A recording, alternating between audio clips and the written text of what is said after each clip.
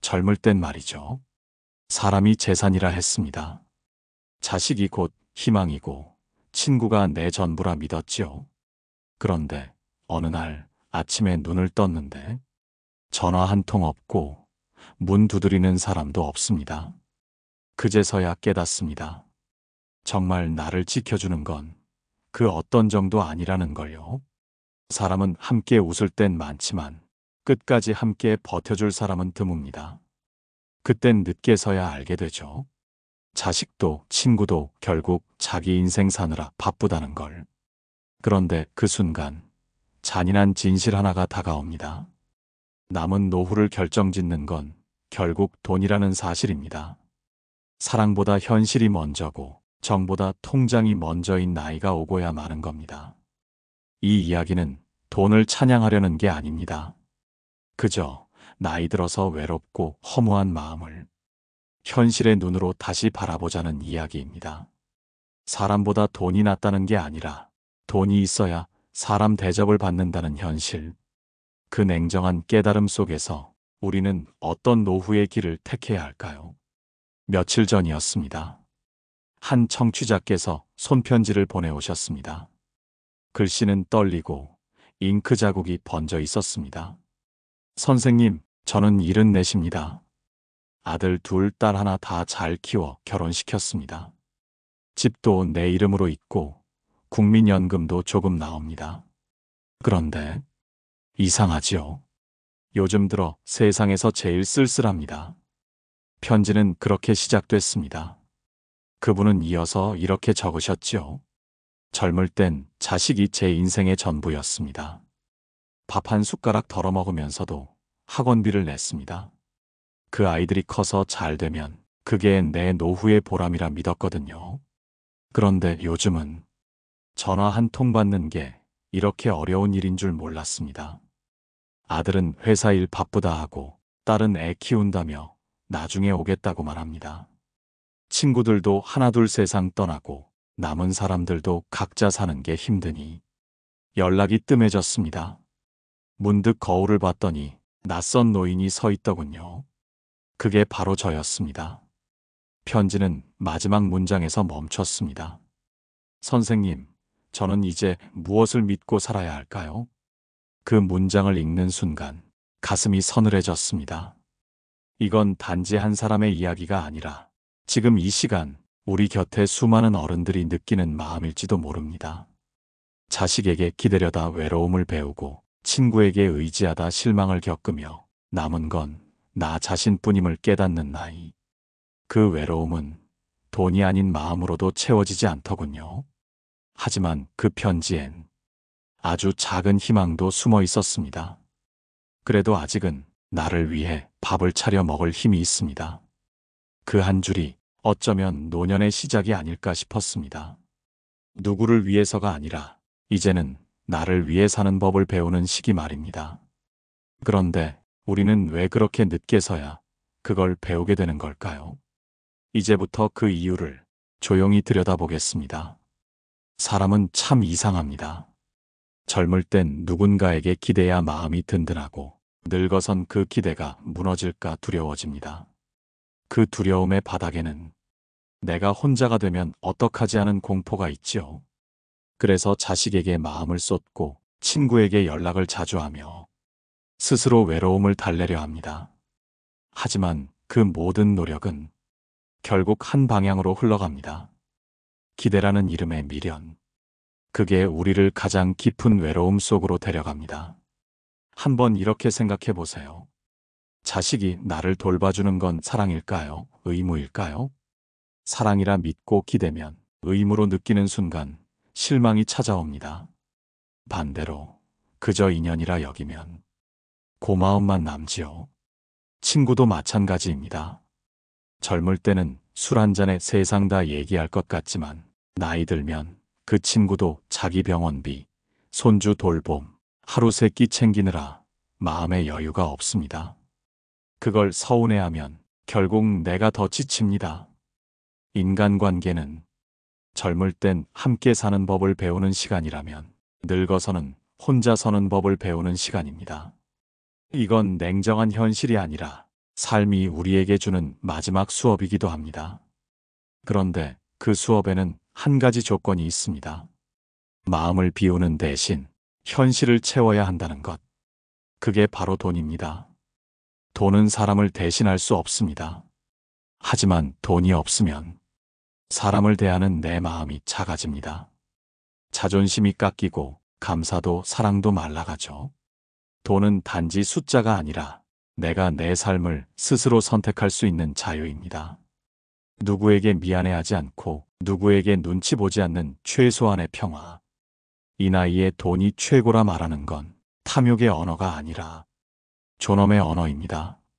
자식에게 손 벌리지 않아도 되는 존엄, 친구에게 미안하다고 말하지 않아도 되는 존엄. 그 존엄을 지키는 힘이 바로 경제적 자립이지요. 그렇다면 이 나이에 돈은 어떻게 써야 나를 위한 돈이 될까요? 그 이야기를 이어서 나눠보겠습니다. 어떤 분은 이렇게 말했습니다. 돈은 모으는 게 아니라 지키는 거다. 젊을 때는 그 말이 실감나지 않았습니다. 하지만 이른을 넘어가니 그 말이 뼈에 사무치게 다가옵니다. 노년의 돈을 지킨다는 건 통장의 숫자를 늘린다는 뜻이 아닙니다. 그건 마음의 안전망을 만드는 일이지요. 내가 병원에 갈 수 있는 여유, 밥을 사 먹을 자유, 누구에게도 미안하지 않은 저녁. 이 세 가지가 지켜지는 순간 사람은 비로소 평안해집니다. 얼마 전 동네 구멍가게 할머니가 그러셨어요.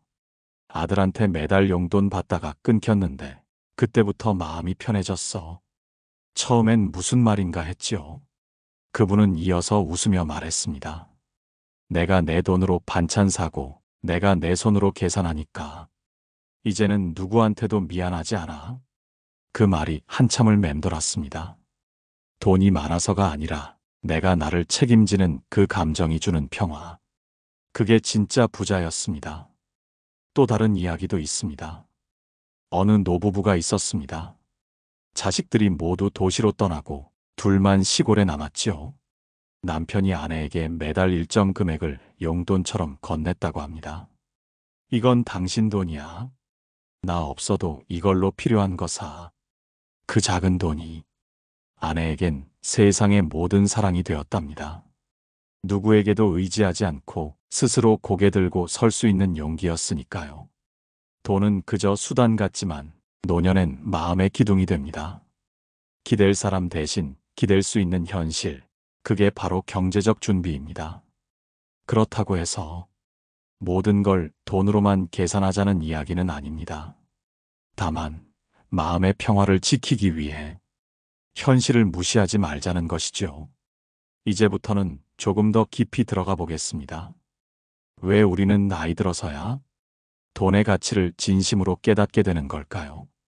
그 이유를 조용히 짚어보겠습니다. 젊을 때 우리는 돈을 수단이라 배웠습니다. 돈보다 사람이 먼저라고, 돈보다 정이 귀하다고 말이죠. 그 말 틀린 건 아닙니다. 하지만 나이 들어보면 알게 됩니다. 정도, 사랑도 결국 돈이 있어야 유지된다는 걸요. 돈이 없으면 마음이 작아집니다. 친구의 연락이 반갑지 않고 자식의 말에도 서운함이 먼저 찾아옵니다. 저 애들도 힘들겠지 하면서도 속으론 이렇게 중얼거리게 되지요. 그래도 한 달에 한 번은 얼굴 보여야 하는 거 아닌가. 돈은 마음의 온도와 닮았습니다. 따뜻할 땐 나눌 수 있지만 차가워지면 움츠러들 뿐이지요. 그럼에도 우리가 늦게서야 돈의 의미를 깨닫는 이유는 평생을 남을 위해 살았기 때문입니다. 자식을 위해, 가족을 위해 내가 좀 참으면 된다. 그 말로 자신을 다스렸습니다. 그러다 어느 순간 내가 사라져버린 겁니다. 그렇게 나를 잃은 사람은 노년의 존엄을 잃습니다. 돈이 없어서 불행한 게 아니라 내 인생의 주도권이 사라졌기 때문이지요. 돈이란 결국 나를 존중할 수 있는 힘입니다. 남에게 보여주는 재산이 아니라 스스로를 지켜내는 방패 같은 존재지요. 한 노신사는 이런 말을 했습니다. 돈은 나를 배신하지 않더라고. 사람은 떠나도 통장은 내 옆에 남아있거든. 그 말이 슬프게 들리지만 사실은 아주 현실적인 깨달음입니다. 외로움이란 건 누가 곁에 없어서보다 내가 나를 지킬 수 없을 때 더 커집니다. 그래서 나이 들어 돈을 준비한다는 건 탐욕이 아니라 자존의 준비입니다. 돈을 모으는 게 아니라 내 마음의 여유를 지키는 일입니다. 여기서 우리는 다시 묻게 됩니다. 그렇다면 사람보다 돈이 중요한 걸까? 정말 그렇게 살아야 마음이 편해질까? 이 질문 앞에서 누구도 쉽게 답할 수 없지요. 그 이유를 이제 한 발짝 더 깊이 들여다보겠습니다. 어느 날 한 노인이 공원 벤치에 앉아 있었습니다. 주머니엔 1,000원짜리 몇 장, 손엔 미지근한 커피 한 캔. 그는 조용히 하늘을 올려다보다가 이렇게 말했습니다. 사람이 많을 땐 외롭고 사람이 없을 땐 쓸쓸하다. 근데 진짜 외로움은 내가 나를 믿지 못할 때 오는 거야. 그 말이 오래 남았습니다. 노년의 외로움은 결국 세상보다 자기 자신을 잃는 순간 찾아옵니다. 그래서 돈이든 사람이든 그 모든 건 자신을 지탱하는 기둥일 뿐이지요. 문제는 우리가 평생 외부의 기둥에 기대 살아왔다는 겁니다. 젊을 땐 자식이라는 기둥, 중년엔 일과 명예라는 기둥. 그런데 그 기둥들이 하나둘 무너질 때 우린 비로소 자신을 마주하게 됩니다. 그때 묻습니다. 이제 나는 무엇으로 나를 세울 것인가? 그 질문 앞에서 누군가는 돈을 택하고 누군가는 신앙을 택하며 또 누군가는 그냥 하루를 택합니다. 정답은 없습니다. 다만 분명한 건 남은 삶은 누구의 것이 아니라 나의 것이라는 사실입니다.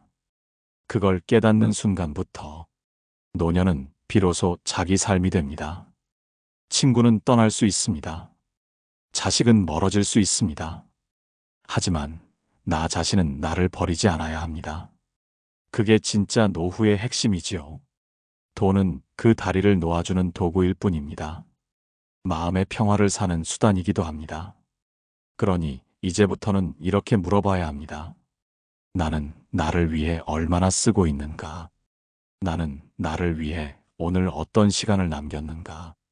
이 질문을 매일 마음속에 놓아두면 외로움이 조금씩 작아집니다. 그게 바로 노년의 공부이지요. 이제 마지막으로 그 질문 끝에서 피어나는 조용한 평화의 이야기를 들려드리겠습니다. 저녁 햇살이 길게 늘어진 골목. 바람이 느리게 지나가고 낙엽이 발끝에 부딪힙니다. 그 길을 걷는 당신의 뒷모습에는 묵은 세월이 고요히 내려앉아 있습니다. 지나온 삶을 떠올려 봅니다. 참 많이도 참았고 많이도 내어주었지요. 가족을 위해, 친구를 위해, 그리고 세상이라는 이름의 무거운 기대를 위해. 그런데 이제는 그 모든 이름 뒤에 나를 세워야 할 때입니다. 누구의 엄마도 누구의 아버지도 아닌 그저 나로 살아야 하는 시간. 돈이 그저 돈으로만 남지 않으려면 이제부터는 그 돈을 나를 존중하는 방식으로 써야 합니다. 다른 이의 눈치를 보며 쓰는 돈은 허무하지만 내 평화를 위해 쓰는 돈은 기도가 됩니다. 따뜻한 밥 한 끼를 사 먹을 때, 좋은 신발 한 켤레를 살 때, 내 손으로 계산하고 내 마음으로 웃을 수 있다면 그게 바로 돈의 마지막 역할입니다. 외로움이 덜어지는 건 사람이 많아서가 아닙니다. 나를 믿을 수 있을 때, 나를 스스로 위로할 수 있을 때, 그때 비로소 평화가 찾아옵니다. 노후란 결국 자식도 친구도 떠난 뒤 나 자신과 다시 친해지는 시간입니다. 그 시간을 버티게 해주는 건 돈이 아니라 자존감이지요. 그리고 그 자존감은 작은 여유, 작은 독립에서 피어납니다. 이제부터는 이렇게 살아보면 어떨까요? 누구를 기다리지 말고, 누구를 탓하지도 말고, 내가 나에게 가장 다정한 사람이 되어주는 것. 오늘 하루 내 손으로 나를 돌보는 한 가지 일을 해보세요. 따뜻한 차를 마시든, 오래된 앨범을 꺼내든, 그건 당신이 당신을 사랑하는 증거가 될 겁니다. 그게 바로 자식보다, 친구보다 끝까지 남는 마지막 인연 나 자신입니다. 조용히 묻습니다. 지금 당신 마음엔 당신을 위한 자리가 있습니까? 그 자리에 따뜻한 등불이 켜지길 바랍니다.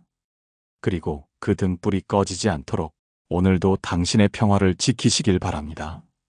노후에 빛나는 지혜였습니다.